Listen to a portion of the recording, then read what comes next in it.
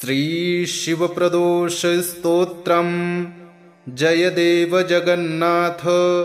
जय शंकर शाश्वत, जय सर्वसुराध्यक्ष,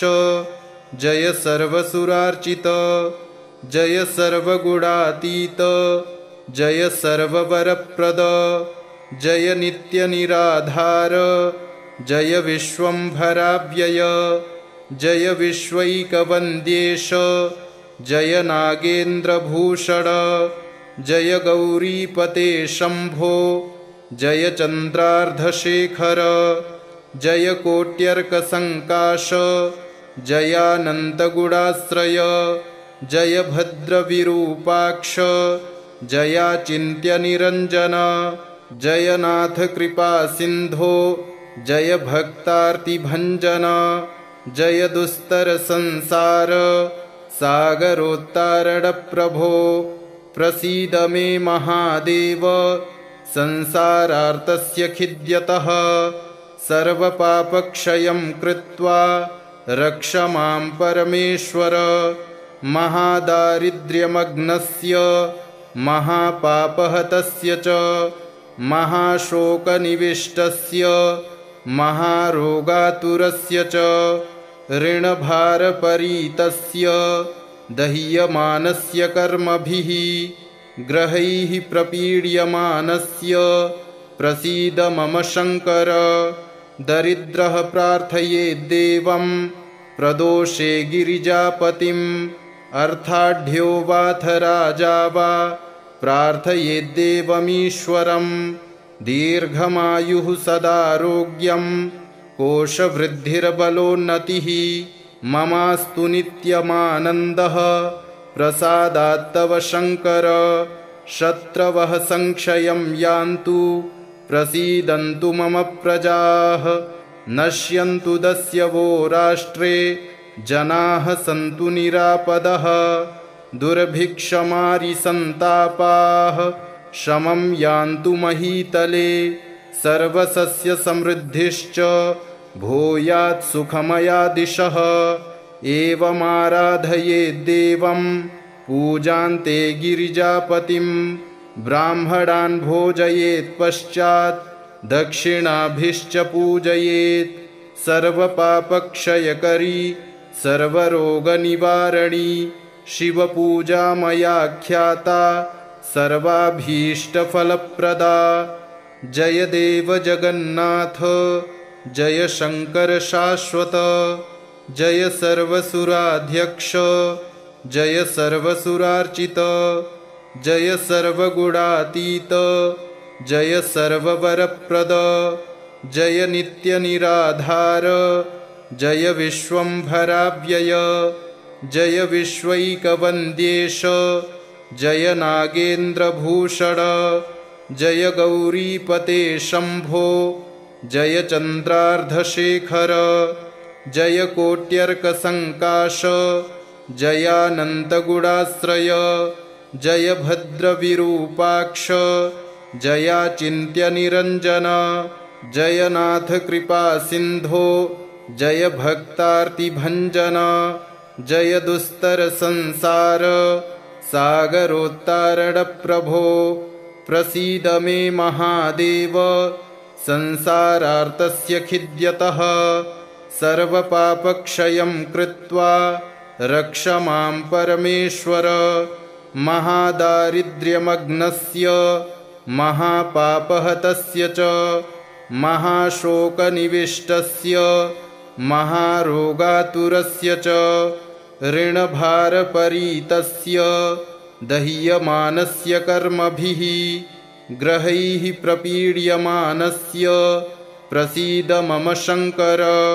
दरिद्रः प्रार्थयेद्देवं, प्रदोषे गिरिजापतिम्, अर्थाढ्यो वाथ राजा वा, प्रार्थयेद्देवमीश्वरम्। दीर्घमायुः सदारोग्यं, कोशवृद्धिर्बलोन्नतिः, ममास्तु नित्यमानन्दः, प्रसादात्तव शंकर। शत्रवः संक्षयं यान्तु, प्रसीदन्तु मम प्रजाः, नश्यन्तु दस्यवो राष्ट्रे, जनाः सन्तु निरापदः दुर्भिक्षमारिसन्तापाः शमं यान्तु महीतले सर्वसस्यसमृद्धिश्च भूयात् सुखमयादिशः एवमाराधयेद्देवं पूजान्ते गिरिजापतिं ब्राह्मणान् भोजयेत् पश्चात् दक्षिणाभिश्च पूजयेत् सर्वपापक्षयकरी सर्वरोगनिवारणी शिवपूजा मया ख्याता सर्वाभीष्टफलप्रदा। जय देव जगन्नाथ जय शंकर शाश्वत जय सर्वसुराध्यक्ष जय सर्वसुरार्चित जय सर्वगुणातीत जय सर्ववरप्रद जय नित्यनिराधार जय विश्वंभराव्यय जय विश्वैकवन्द्येश जय नागेन्द्रभूषण जय गौरीपते शंभो जय चन्द्रार्धशेखर जय कोट्यर्कसङ्काश जयानन्तगुणाश्रय जय भद्रविरूपाक्ष जयाचिन्त्यनिरञ्जन जय नाथ कृपासिन्धो जय भक्तार्तिभञ्जन जय दुस्तरसंसार सागरोत्तारणप्रभो प्रसीद मे महादेव संसारार्तस्य खिद्यतः सर्वपापक्षयं कृत्वा रक्ष मां परमेश्वर महादारिद्र्यमग्नस्य महापापहतस्य च महाशोकनिविष्टस्य महारोगातुरस्य च ऋणभारपरीतस्य दह्यमानस्य कर्मभिः ग्रहैः प्रपीड्यमानस्य प्रसीद मम शंकर दरिद्रः प्रार्थयेद्देवं प्रदोषे गिरिजापतिम् अर्थाढ्यो वाथ राजा वा प्रार्थयेद्देवमीश्वरं दीर्घमायुः सदारोग्यं कोशवृद्धिर्बलोन्नतिः ममास्तु नित्यमानन्दः प्रसादात्तव शंकर शत्रवः संक्षयं यान्तु प्रसीदन्तु मम प्रजाः नश्यन्तु दस्यवो राष्ट्रे जनाः सन्तु निरापदः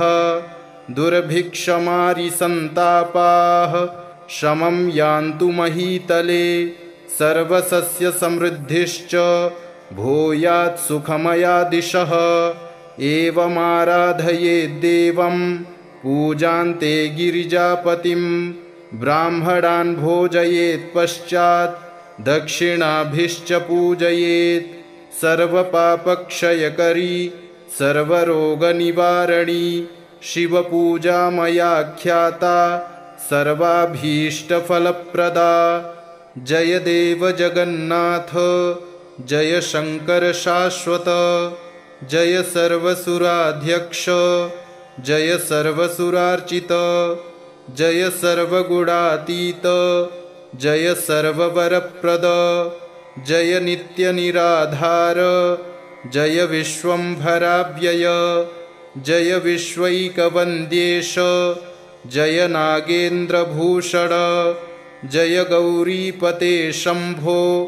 जय चन्द्रार्धशेखर जय कोट्यर्कसङ्काश जयानन्तगुणाश्रय जय भद्रविरूपाक्ष जयाचिन्त्यनिरञ्जन जय नाथ कृपासिन्धो जय भक्तार्तिभञ्जन जय दुस्तरसंसार सागरोत्तारणप्रभो प्रसीद मे महादेव संसारार्तस्य खिद्यतः सर्वपापक्षयं कृत्वा रक्ष मां परमेश्वर महादारिद्र्यमग्नस्य महापापहतस्य च महाशोकनिविष्टस्य महारोगातुरस्य च ऋणभारपरीतस्य दह्यमानस्य कर्मभिः ग्रहैः प्रपीड्यमानस्य प्रसीद मम शंकर दरिद्रः प्रार्थयेद्देवं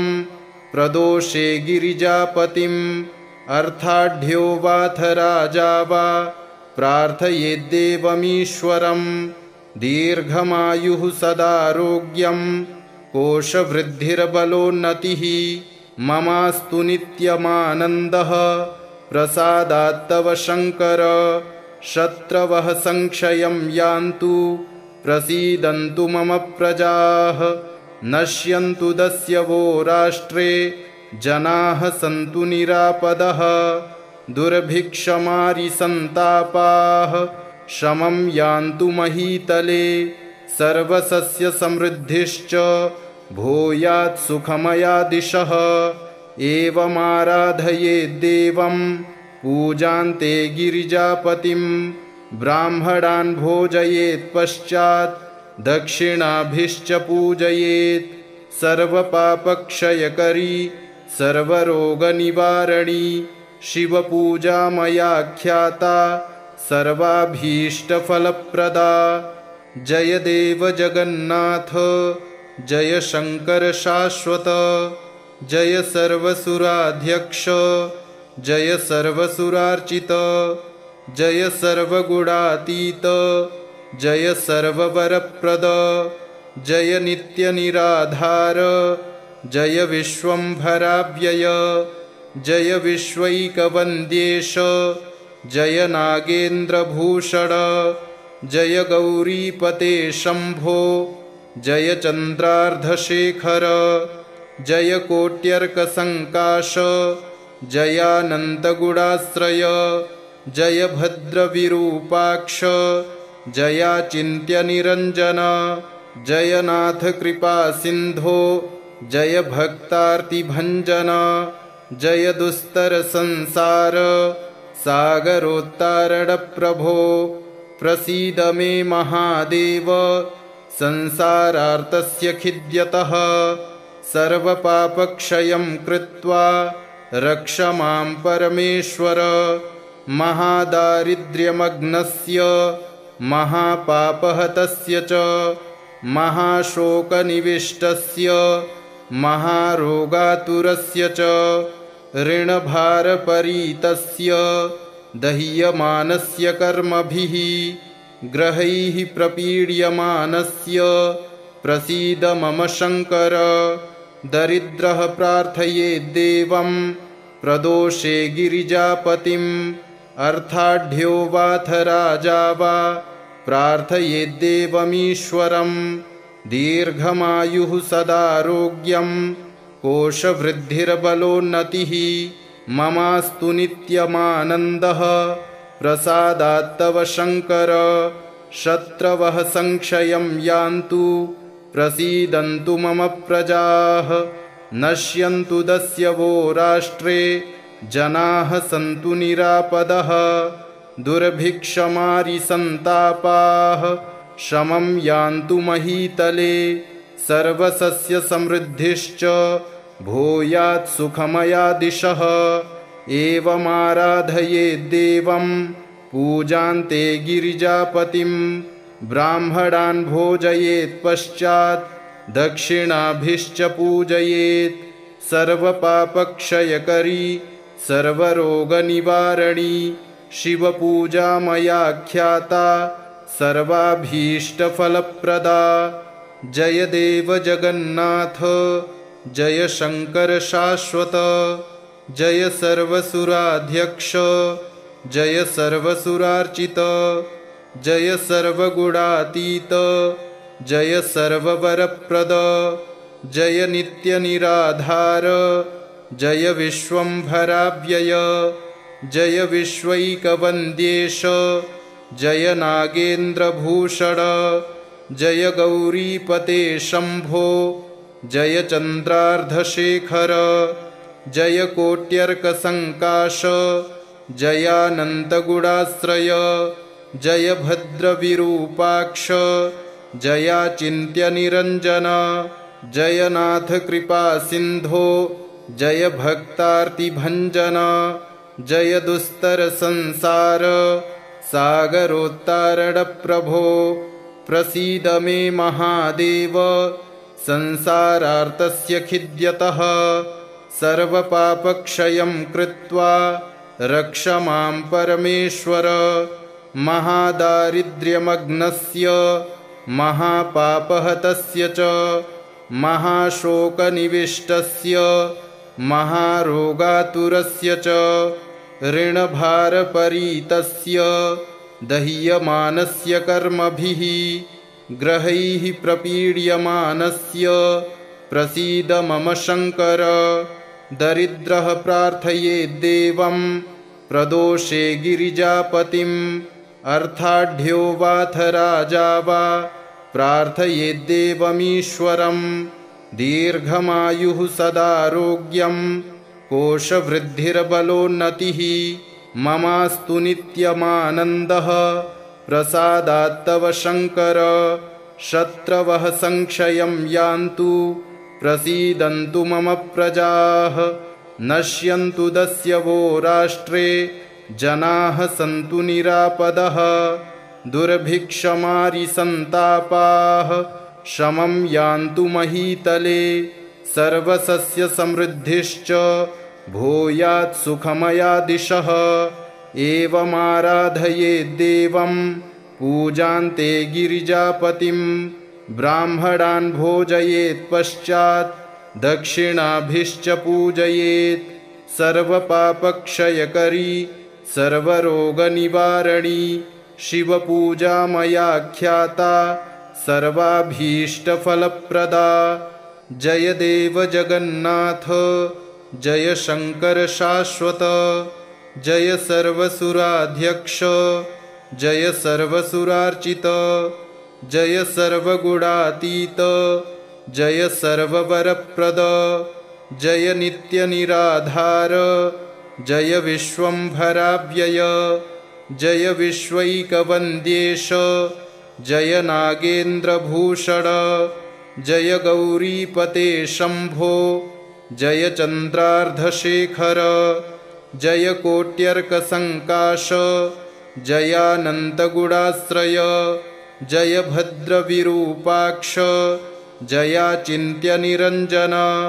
जयनाथ कृपासिन्धो जय भक्तार्तिभञ्जन जय दुस्तरसंसार सागरोत्तारणप्रभो प्रसीद मे महादेव संसारार्तस्य खिद्यतः सर्वपापक्षयं कृत्वा रक्ष मां परमेश्वर महादारिद्र्यमग्नस्य महापापहतस्य च महाशोकनिविष्टस्य महारोगातुरस्य च ऋणभारपरीतस्य दह्यमानस्य कर्मभिः ग्रहैः प्रपीड्यमानस्य प्रसीद मम शङ्कर दरिद्रः प्रार्थयेद्देवं प्रदोषे गिरिजापतिम् अर्थाढ्यो वाथ राजा वा प्रार्थयेद्देवमीश्वरम् दीर्घमायुः सदारोग्यं कोशवृद्धिर्बलोन्नतिः ममास्तु नित्यमानन्दः प्रसादात्तव शङ्कर शत्रवः संक्षयं यान्तु प्रसीदन्तु मम प्रजाः नश्यन्तु दस्यवो राष्ट्रे जनाः सन्तु निरापदः दुर्भिक्षमारिसन्तापाः शमं यान्तु महीतले सर्वसस्यसमृद्धिश्च भूयात् सुखमयादिशः एवमाराधयेद्देवं पूजान्ते गिरिजापतिं ब्राह्मणान् भोजयेत् पश्चात्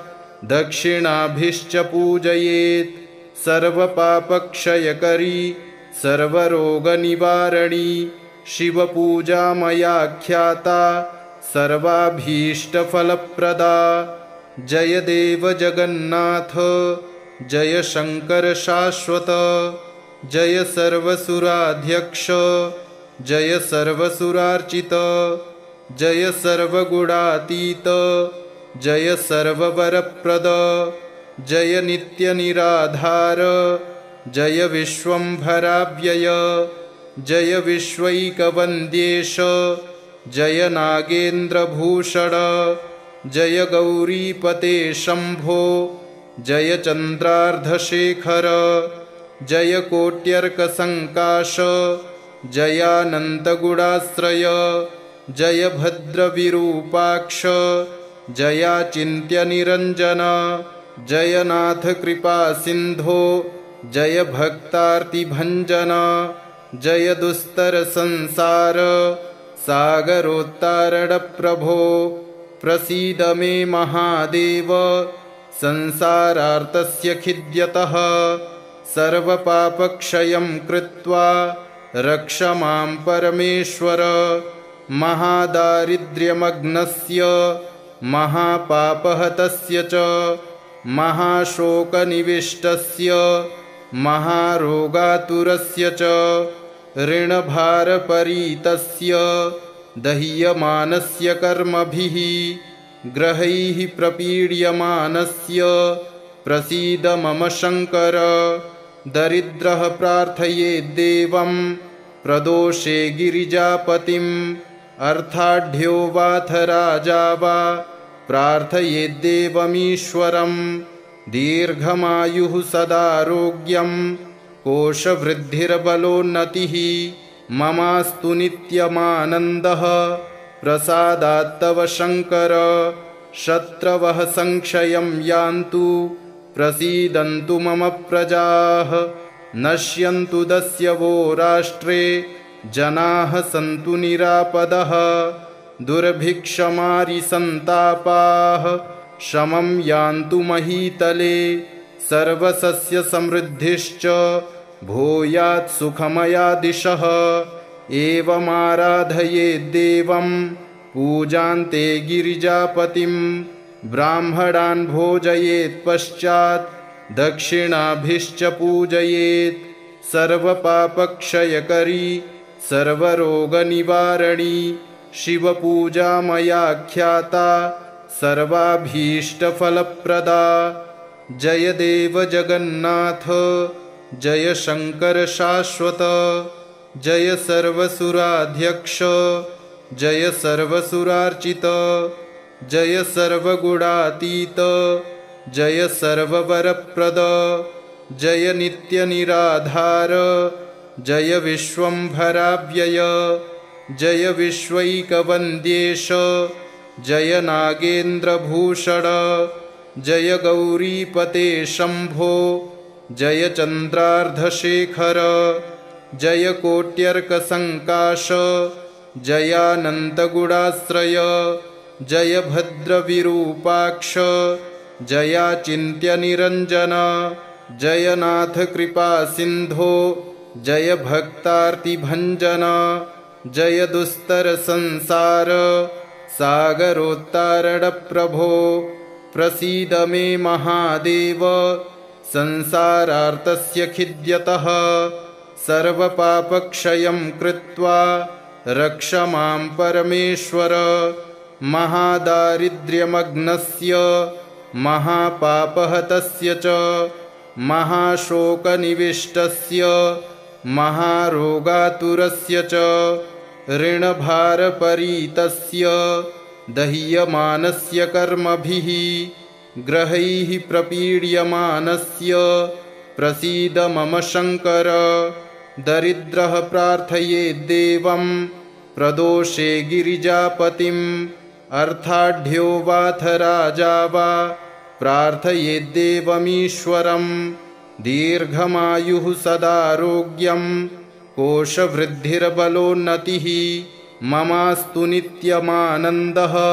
प्रसादात्तव शङ्कर शत्रवः संक्षयं यान्तु प्रसीदन्तु मम प्रजाः नश्यन्तु दस्यवो राष्ट्रे जनाः सन्तु निरापदः दुर्भिक्षमारिसन्तापाः शमं यान्तु महीतले सर्वसस्यसमृद्धिश्च भूयात् सुखमया दिशः एवमाराधयेद्देवं पूजान्ते गिरिजापतिं ब्राह्मणान् भोजयेत् पश्चात् दक्षिणाभिश्च पूजयेत् सर्वपापक्षयकरी सर्वरोगनिवारणी शिवपूजा मया ख्याता सर्वाभीष्टफलप्रदा। जय देव जगन्नाथ जय शंकर शाश्वत, जय सर्वसुराध्यक्ष जय सर्वसुरार्चित, जय सर्वगुणातीत जय सर्ववरप्रद, जय नित्यनिराधार जय विश्वंभराव्यय, जय विश्वैकवन्द्येश जय नागेन्द्रभूषण, जय गौरीपते शंभो जय चन्द्रार्धशेखर, जय कोट्यर्कसङ्काश जयानन्तगुणाश्रय, जय भद्रविरूपाक्ष जयाचिन्त्यनिरञ्जन, जय नाथ कृपासिन्धो जय भक्तार्तिभञ्जन, जय दुस्तरसंसार सागरोत्तारणप्रभो, प्रसीद मे महादेव संसारार्तस्य खिद्यतः, सर्वपापक्षयं कृत्वा रक्ष मां परमेश्वर, महादारिद्र्यमग्नस्य महापापहतस्य च महाशोकनिविष्टस्य महारोगातुरस्य च ऋणभारपरीतस्य दह्यमानस्य कर्मभिः ग्रहैः प्रपीड्यमानस्य प्रसीद मम शंकर, दरिद्रः प्रार्थयेद्देवं प्रदोषे गिरिजापतिम्, अर्थाढ्यो वाथ राजा वा प्रार्थयेद्देवमीश्वरम्, दीर्घमायुः सदारोग्यं कोशवृद्धिर्बलोन्नतिः ममास्तु नित्यमानन्दः प्रसादात्तव शंकर, शत्रवः संक्षयं यान्तु प्रसीदन्तु मम प्रजाः, नश्यन्तु दस्यवो राष्ट्रे जनाः सन्तु निरापदः, दुर्भिक्षमारिसन्तापाः शमं यान्तु महीतले, सर्वसस्यसमृद्धिश्च भूयात् सुखमया दिशः, एवमाराधयेद्देवं पूजान्ते गिरिजापतिं, ब्राह्मणान् भोजयेत् पश्चात् दक्षिणाभिश्च पूजयेत्, सर्वपापक्षयकरी सर्वरोगनिवारणी शिवपूजा मया ख्याता सर्वाभीष्टफलप्रदा। जय देव जगन्नाथ जय शंकर शाश्वत, जय सर्वसुराध्यक्ष जय सर्वसुरार्चित, जय सर्वगुणातीत जय सर्ववरप्रद, जय नित्यनिराधार जय विश्वंभराव्यय, जय विश्वैकवन्द्येश जय नागेन्द्रभूषण,